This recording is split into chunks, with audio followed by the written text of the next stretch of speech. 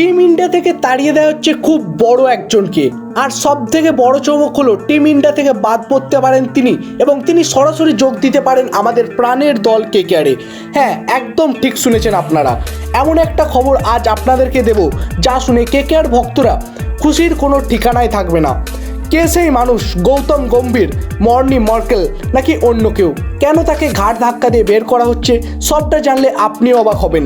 ভিডিওটা শেষ পর্যন্ত দেখুন, কারণ আসল রহস্যটা শেষের দিকে লুকিয়ে আছে। তবে মূল কথায় যাওয়ার আগে একটা ছোট্ট কাজ, আপনি যদি কেকেআরকে মন থেকে ভালোবাসেন, সত্যিকারের ফ্যান হন, তাহলে এক্ষুনি ভিডিওটা একটা লাইক করে কমেন্টে গিয়ে লিখে দিন আই অ্যাম কেকেআর। আর কেকেআরের সব বড় খবর সবার আগে পেতে ডেসক্রিপশন বক্সে থাকা লিঙ্কে ক্লিক করে আমাদের হোয়াটসঅ্যাপ আর টেলিগ্রাম গ্রুপে তাড়াতাড়ি যুক্ত হয়ে যান।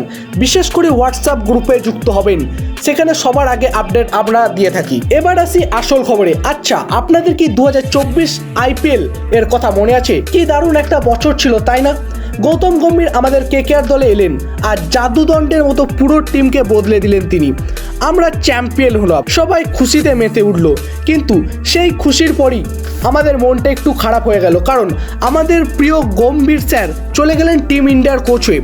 তখন থেকেই আমরা কেকেআর ফ্যানেদের মনে মনে ভাবতাম, ইস, গৌতম স্যার যদি আবার আমাদের কেকেআরে ফিরে আসতেন, কবে তিনি আবার আমাদের ঘরে ফিরবেন, এই নিয়ে অনেক কথা চলছিল। কিন্তু এখন মনে হচ্ছে 2027 আইপিএল এর আগে কেকেআরের কপাল আবার জোরদারভাবে চমকাতে চলেছে। হ্যাঁ, সেই পুরনো দিনের মতো উৎসব করার সময় আবার চলে এসেছে, কারণ ইন্ডিয়ার টিম থেকে এখন নতুন একটা বড় খবর আসছে, যার সাথে আমাদের কেকেআর দলের সরাসরি যোগ আছে। ব্যাপারটা আপনাদেরকে খুব সোজা করে বুঝিয়ে বলি, যাতে ছোট্ট বাচ্চারাও বুঝতে পারে। এই মুহূর্তে টিম ইন্ডিয়ার অবস্থা খুব একটা ভালো যাচ্ছে না। আপনারা তো টিভিতে দেখছেন, টিম ইন্ডিয়া পরপর বেশ কয়েকটা সিরিজ হেরেছে। সাউথ আফ্রিকার সাথে হার, নিউজিল্যান্ডের সাথে হার, ইংল্যান্ডের সাথেও হার, এমনকি আয়ারল্যান্ডের কাছেও হার। কোথায় নেই হার? আর এগুলোর হারের পরে তো চুপ করে বসে থাকা যায় না। তাই বিসিসিআই যারা ইন্ডিয়ান ক্রিকেট টিমকে চালায়, তারা খুব রেগে গেছে। তারা একটা বড় মিটিং ডেকেছে। অনেকটা স্কুলে খারাপ রেজাল্ট হলে হেডমাস্টার মশাই যেমন মিটিং ডাকেন, ঠিক তেমনই এই মিটিংয়ের পর একটা ভীষণ বড় খবর বেরিয়ে আসছে। খবরটা হলো টিম ইন্ডিয়ার কোচিং স্টাফ থেকে একজনের চাকরি যেতে চলেছে। একজন ঘাড়ের ওপর খাড়া ঝুলছে, যে কোনো মুহূর্তে তাকে টাটা বাই বাই বলে দেওয়া হবে। আর সব থেকে মজার ব্যাপার হলো, যাকে বাদ দেওয়া হবে তিনি নাকি আগের থেকে আইপিএল এর টিমের সাথে কথা বলে রেখেছেন। টিম ইন্ডিয়া থেকে বেরিয়ে তিনি সরাসরি আইপিএল দলে ঢুকবেন। এখন ভাবুন তো সেই মানুষটা কে হতে পারে আর কোন টিমে যেতে পারেন তিনি। টিম ইন্ডিয়ান কোচিং স্টাফে মূলত 4 জন বড় মাথা আছে।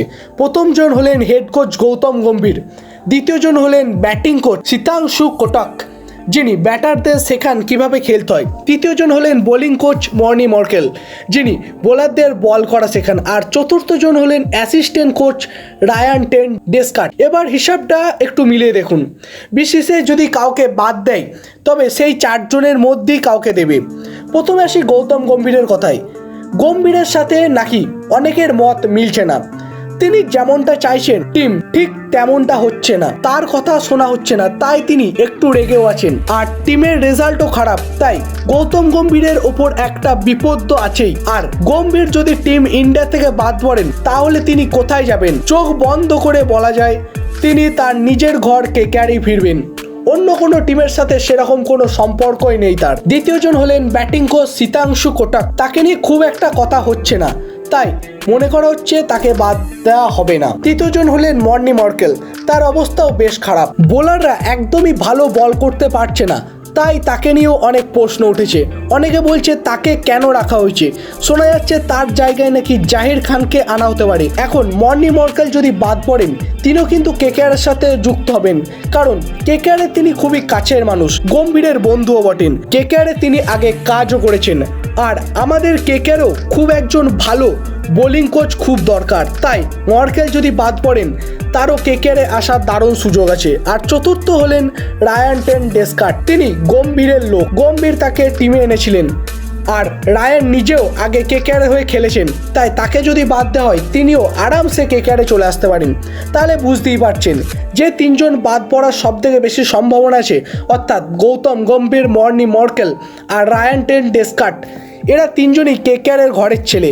আর যেহেতু খবর এসছে যে মানুষটা বাদ পড়তে পারেন তিনি আইপিএলের টিমের সাথে কথা বলে রেখেছেন, তাই যে টিমটা কেকেআর ছাড়া আর কেউই হতে পারে না। সব মিলিয়ে কেকেআর ফ্যানেদের জন্য একটা বিশাল সুখবর হতে পারে, আমাদের পুরনো লোক আবার আমাদের ঘরে ফিরে আসতে পারে। তবে এখন সবথেকে বড় প্রশ্ন হলো এদের মধ্যে ঠিক কার চাকরিটা যাবে, আর তিনি কি সত্যি আমাদের কেকেআরে আসবেন? আপনাদের মন কি বলছে, কে বাদ পড়তে পারে টিম ইন্ডিয়া থেকে, আর সে কোন টিমে যাবে? আপনাদের মতবাদ কিন্তু আমাকে কমেন্ট করে অবশ্যই জানাবেন, কারণ আমি আপনাদের সবার কমেন্ট পড়ি এবং সেই কমেন্ট পড়ার অপেক্ষায় থাকি। আজকের মতো এখানেই বন্ধুরা, এরকম আরও খবর পেতে চ্যানেলটা সাবস্ক্রাইব করে বেল আইকনটি বাজিয়ে রাখুন। ধন্যবাদ।